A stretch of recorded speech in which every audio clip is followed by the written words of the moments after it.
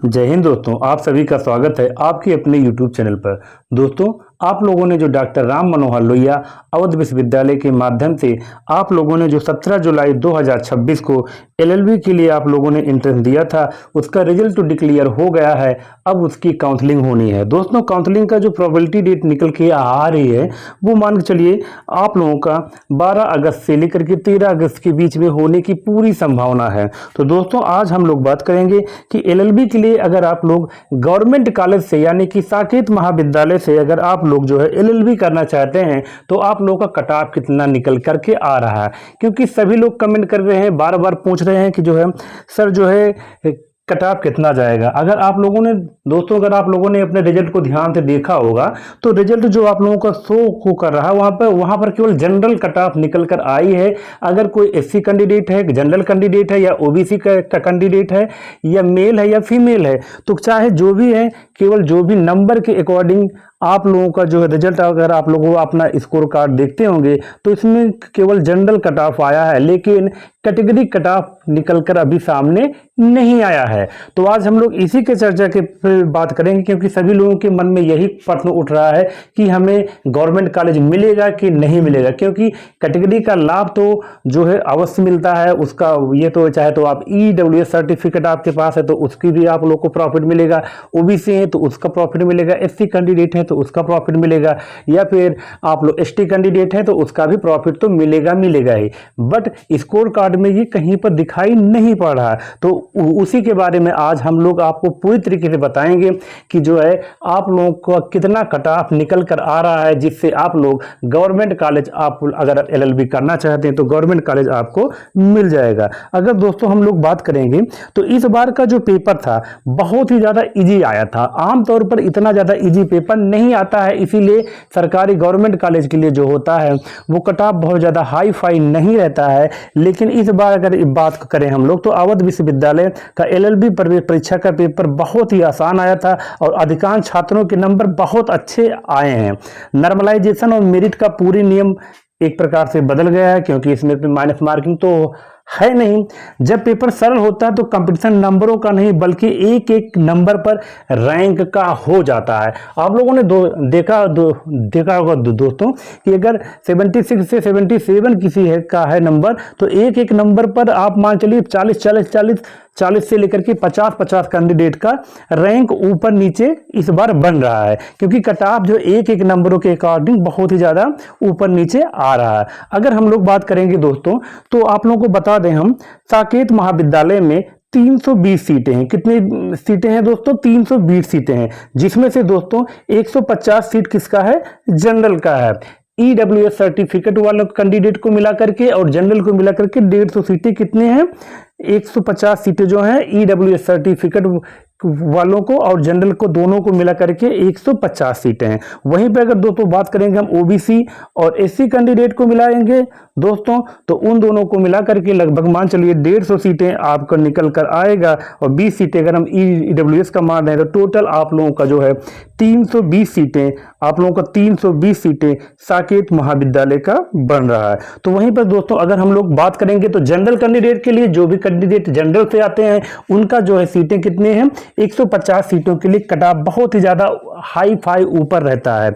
अगर दोस्तों हम लोग बात करेंगे तो संशोधित परिस्थितियों के आधार पर नया जो है हम लोग अगर निकालते हैं कट ऑफ निकल के आ रहे, पेपर आसान होने के बाद नया अपेक्षित जो कट ऑफ बनकर आ रहा दोस्तों, तो ये आप लोगों के सामने दिखाई पड़ रहा है। जो पहले का जो कंडीशन बेहतर था दोस्तों, आप लोगों को बता दें, पहले जो पेपर होने पर जो एक अनुमान लगाया जा रहा था कि जनरल कैंडिडेट के पुरुष का, जनरल मेल कैंडिडेट के जनरल का जो कट ऑफ 72 नंबर से लेकर के 78 नंबर के बीच में आ रहा था, वह कट ऑफ अब जो है बढ़ गया है। क्योंकि वह कट ऑफ कितना बन रहा है? जनरल कैंडिडेट के लिए अगर आपका नंबर 82 नंबर से लेकर के 88 नंबर के बीच में है तो ये मान के चलिए आप लोगों को गवर्नमेंट कॉलेज साकेत महाविद्यालय मिलता दिखाई दे रहा है। अगर आप लोग दोस्तों इतना मान चलिए कि अगर आपका नंबर 80 प्लस है नंबर है तो आपको पहली लिस्ट में ही आप लोगों को मिल जाएगा। इतना मान चलिए अगर आप लोगों का नंबर 82 से 88 के बीच में जनरल कैंडिडेट है तो आप लोगों को गवर्नमेंट कॉलेज मिलता दिखाई दे रहा है। वहीं पर अगर हम लोग बात करेंगे दोस्तों जनरल सामान्य वर्ग की जो महिलाओं की बात कर रहे हैं, जो जनरल की महिलाएं होती हैं, पहले उनका कट ऑफ कितना बन रहा था दोस्तों, 68 नंबर से लेकर के 72 नंबर के बीच में बन रहा था। लेकिन इस बार दोस्तों कितना नंबर बन रहा है, क्योंकि पेपर बहुत ही आसान होने की वजह से 78 से 82 नंबर के बीच में हो रहा है। महिला कोटे और वेटेज के बाद भी 80 के आसपास सुरक्षित रहेगा।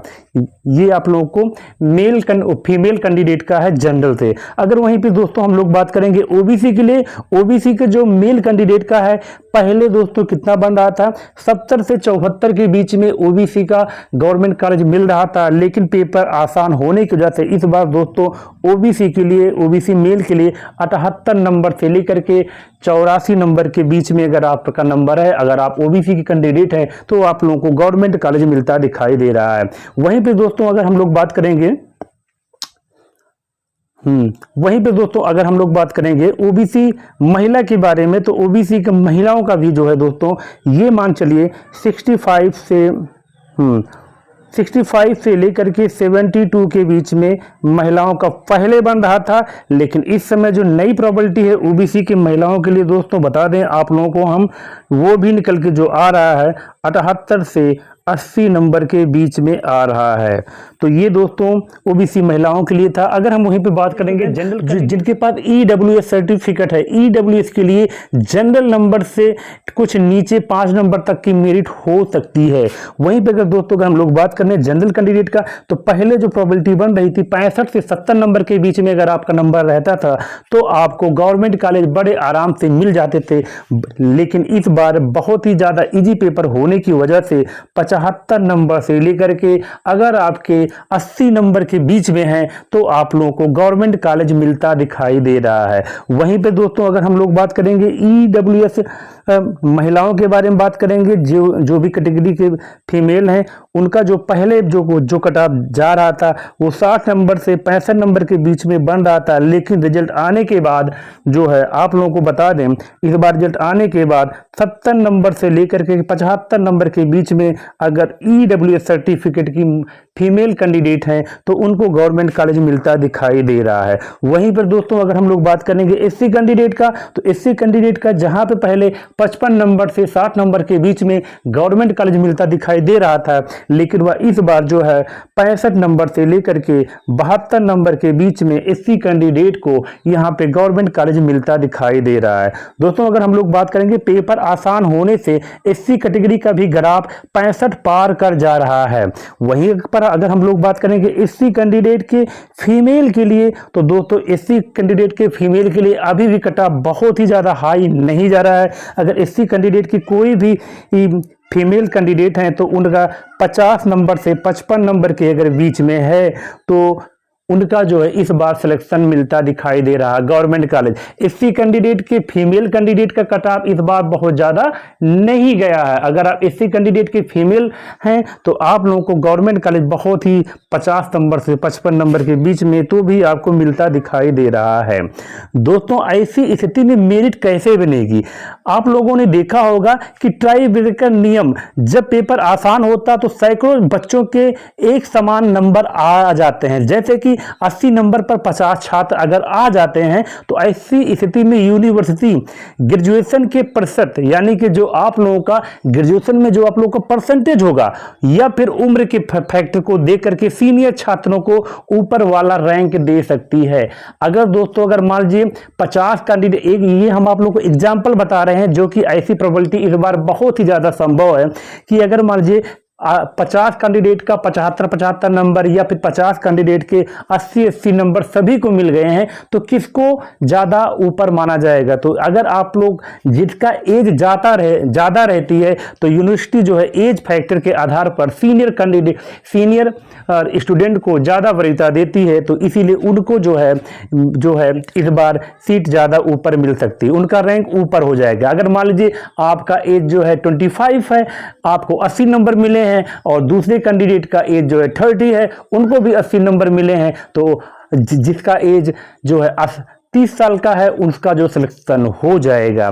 ये जो है यूनिवर्सिटी का रूल है। अगर दोस्तों हम लोग वहीं पर वेटेज का बात करें, साकेत में एडमिशन केवल प्रवेश परीक्षा के नंबर नहीं, अगर आप लोगों के पास एनसीसी है, स्काउट है या खेल के अतिरिक्त और भी कोई 5 से 10 नंबर जिसके पास होते हैं वो भी आप लोगों को मिल जाएगा। इस बार काफ़ी लोगों का नंबर, काफ़ी स्टूडेंट बता रहे हैं कि उनको एनएसएस का और स्काउट का और एनसीसी का नंबर ऐड नहीं हुआ है। लेकिन अगर आप अपने डॉक्यूमेंट को लेकर जाएंगे काउंसलिंग के टाइम, तो आप लोग अगर आप अपने ओरिजिनल डॉक्यूमेंट को लेकर जाएंगे यूनिवर्सिटी पर, आप लोग डॉक्यूमेंट वेरिफिकेशन के टाइम पर दिखाएंगे तो वो आप लोगों का उसका भारांक आप लोगों को मिल जाएगा। पहली लिस्ट बहुत ही जल्दी बंद हो जाती है दोस्तों। साकेत कॉलेज की पहली काउंसलिंग लिस्ट बहुत ही ज्यादा हाई होती है, लगभग 85 प्लस से शुरू होकर के 80 से 82 पर ही रुक जाती है। तो इसीलिए आप लोगों को पहले फर्स्ट राउंड में जिनको बुलाया जाएगा उनको गवर्नमेंट कॉलेज लगभग मिल जाएगा।